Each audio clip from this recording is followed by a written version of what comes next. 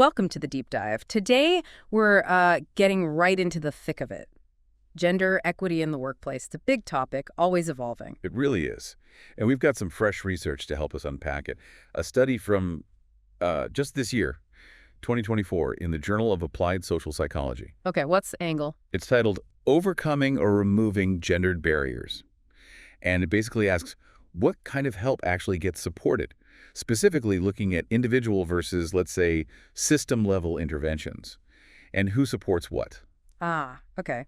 So for you listening, our mission today is really to get clear on what these different approaches, these DEI interventions actually look like. We'll uncover some maybe surprising findings about who prefers which type. Yeah, and hopefully shed light on why, some efforts to create gender equity seem to get traction while others just don't.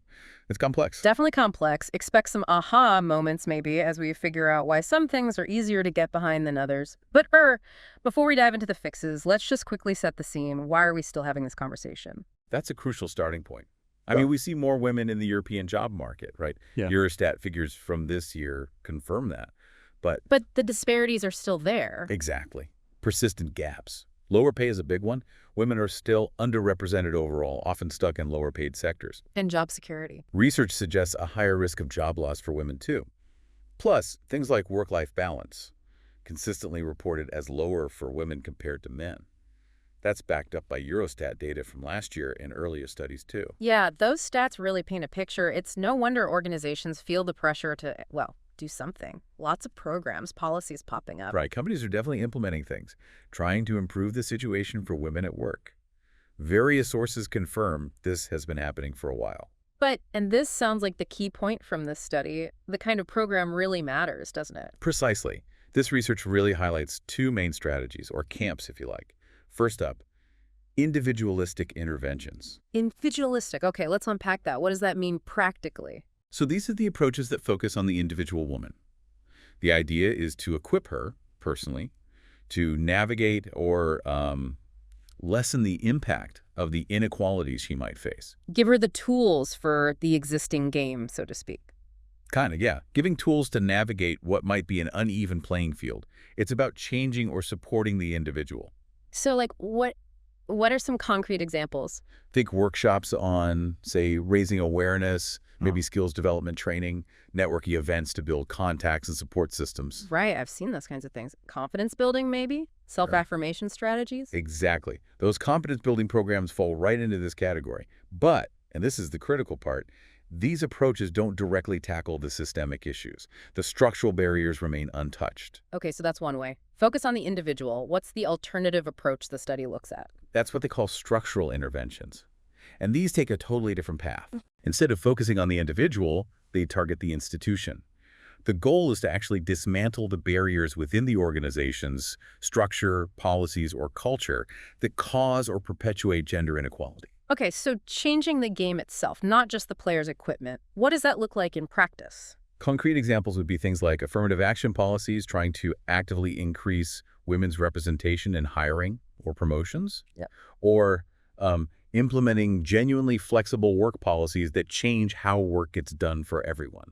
Got it. So it's challenging the established systems, the norms, maybe even the unconscious biases baked into how the organization runs. Exactly. It's about changing the context, not just asking individuals to adapt to a potentially flawed context. Right. So two clear paths. Fix the woman or fix the system? Now, you mentioned these individualistic approaches have been popular for a while. Oh, yeah. They have a longer history, definitely. Often seen as a sort of default solution. And initially, they seem to have some benefits, right? Right. What were the perceived upsides? Things like boosting women's self-efficacy, their confidence in their abilities. That's been documented. Also helping them develop specific skills, maybe negotiation or leadership skills, and expanding their professional networks. Early wins, you could say.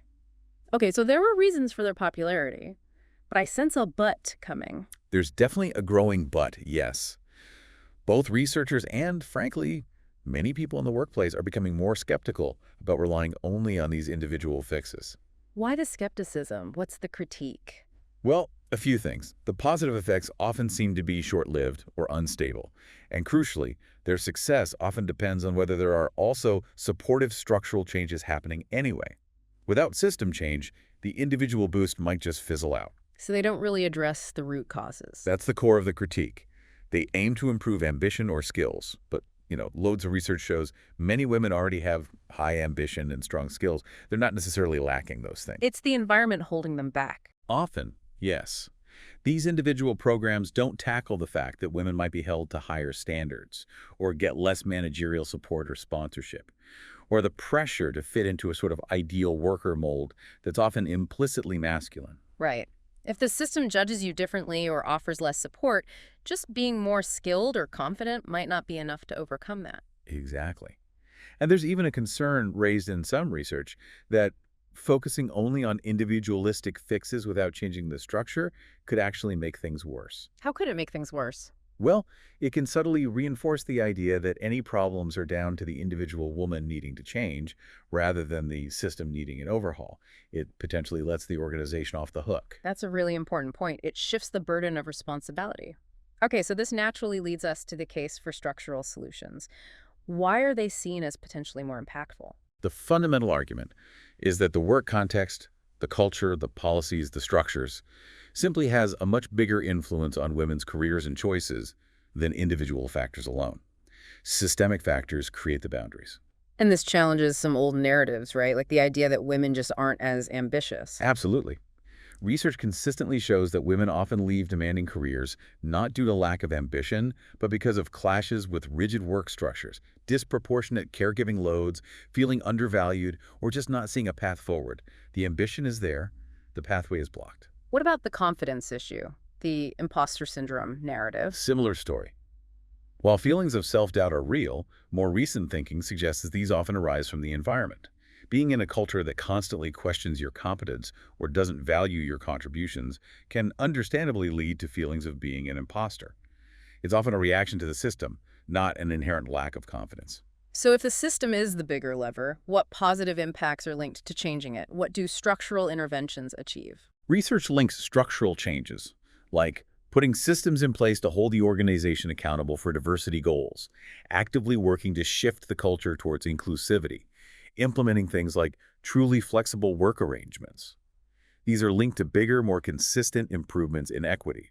And you mentioned earlier that even the individual approaches work better when the structure is supportive. Yes, that's a key takeaway from some analyses, like McKinsey's work.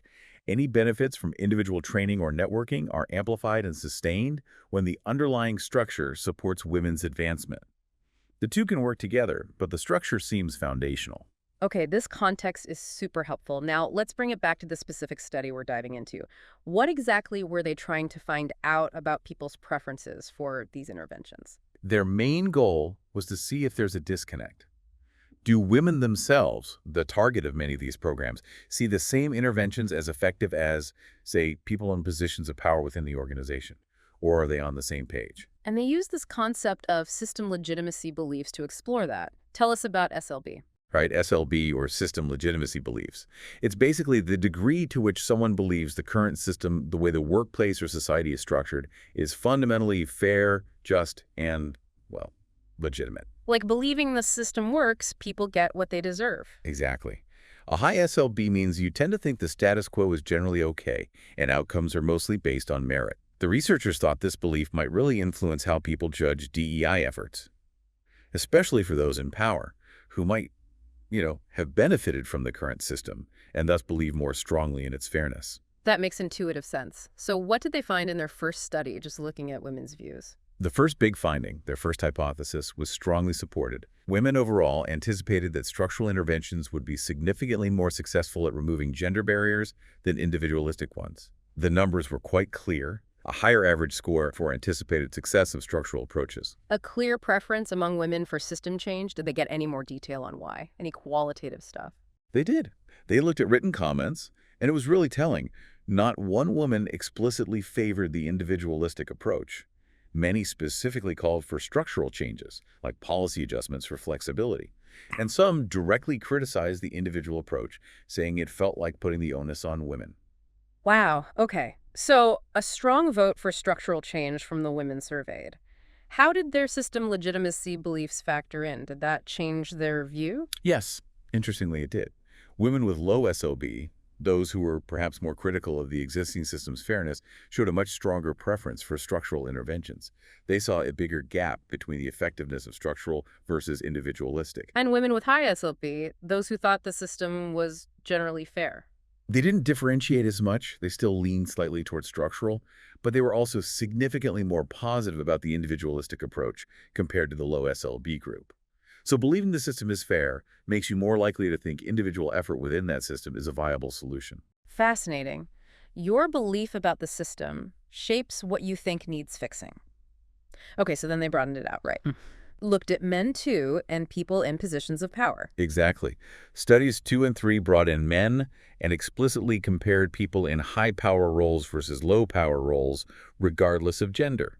They wanted to see if holding power itself changed the dynamic. And what was the headline finding there? Did power change the preference? Well, the overall pattern was actually quite similar. Across the board, regardless of gender or power level, participants generally favored structural interventions over individualistic ones. That's actually quite hopeful, isn't it? Suggests a fairly widespread recognition that systemic change is needed. It does suggest that, yeah. But as you might expect, SLB still played a really important role. How so? Did power link to SLB? Yes, they confirmed that link. People in higher positions of power did tend to have higher system legitimacy beliefs. They were more likely to think the system was fair. And did higher SLB still predict more support for individual fixes, even when considering power? It did. Similar to the first study, higher SLB was linked to greater support for individualistic interventions. It wasn't as strongly linked, or sometimes not linked at all, to support for structural interventions. The belief in the system's fairness primarily boosted support for the fix the individual approach. They also tested a more complex idea, moderated mediation hypothesis. What was that looking at? Yeah, that was trying to see if power influences your belief in the system, SLB, and then that belief makes you prefer one type of intervention over the other. It's a bit technical. Did they find strong evidence for that pathway? They didn't find super strong direct statistical evidence for that specific complex pathway working exactly as hypothesized across the board. However, there was a trend suggesting that being in power might indirectly lead to more support for individualistic solutions because power often comes with higher SLB. Okay, so let me see if I've got this right. While everyone generally prefers structural fixes, the belief that the system is already fair, which is more common among those with power, makes people also quite supportive of individualistic fixes, maybe seeing them as sufficient. That's a really good summary. It's less about power directly determining the preference and more about the belief system often associated with power. SLB seems to be the stronger driver, particularly when it comes to propping up support for those individualistic approaches. Right. So what does this all mean? What are the big implications for organizations trying to actually achieve gender equity? Well, on the one hand, the general preference for structural interventions is positive. It hints at a broader readiness to tackle systemic issues. Right. But the persistence of support for individualistic fixes, especially among those with high SLB who are often the decision makers, is concerning. If leaders believe the system is basically fair, they might genuinely think that helping women lean in or build skills is the main solution. And that could block real structural change. It could definitely hinder it. This ties into what some call sticky meritocratic beliefs. This deep-seated idea that success is purely down to individual talent and effort, ignoring systemic biases. If you hold that belief strongly, you're less likely to see the need to change the system itself. And you mentioned individualistic approaches might even detract from structural ones. Yeah, the study raises that possibility. Because individual programs often seem easier, maybe cheaper, and less disruptive to implement, and because this study found some people even perceive them as having some structural elements, like networking, they might remain popular. But their continued use could divert resources and attention away from the harder, but potentially more impactful structural work. It keeps the focus on individual adaptation. So if these system legitimacy beliefs are such a key factor, potentially acting as a barrier to deeper change, what can be done? How do we move forward? The researchers suggest that finding ways to, well, attenuate or reduce strongly held system legitimizing beliefs could be crucial for building broader support for structural change. How do you do that? How do you change someone's fundamental belief about fairness? It's not easy, obviously. But they point to research suggesting that SLB gets stronger When people feel the system is threatened, when they feel they lack personal control, feel dependent on the system, or feel they can't escape it. So perhaps interventions could target those underlying feelings or perceptions. Interesting. So, addressing the psychology behind defending the status quo, not just presenting facts. Exactly. They also bring up the concept of fostering critical consciousness. What's that? It's about encouraging people to look critically at social problems, like inequality, and attribute them more to systemic, structural forces rather than just individual shortcomings or choices. The idea is that developing this critical lens might make people more open to information that challenges the status quo and more supportive of structural solutions. So, education and awareness, but specifically focused on understanding systemic issues. Sort of, yeah. They suggest it's an area for future research. Could interventions designed to build critical consciousness actually shift these underlying beliefs and open the door to more support for structural DEI? Makes sense. Now, we should also touch on the limitations of this specific study. No research is perfect. What caveats did they mention? They were upfront about a few things. First, the people in their high-power group were mostly in lower to middle management. They might not have captured the views of those right at the very top, who potentially have the highest SLB and the most influence. Okay, so the results might be different if they surveyed more C-suite executives. Potentially, yes.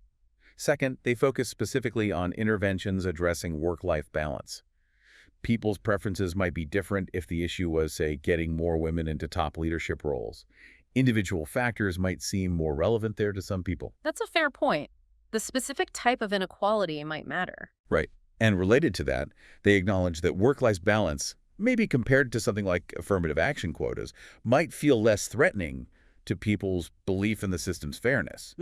Preferences might be stronger against more disruptive structural changes. And the sample location? It was mostly UK-based participants. So the findings might be most relevant to contexts with similar workplace cultures and approaches to gender equality. We need to be cautious about generalizing too broadly. Good points to keep in mind. Okay, let's try and wrap this up. For everyone listening, what are the absolute key takeaways from this deep dive? I think the main thing is this tension. While there seems to be a growing recognition, even a preference, for tackling gender inequality through structural change, the strong belief, held by some, often those in power, that the current system is fundamentally fair, leads them to also strongly support individualistic approaches.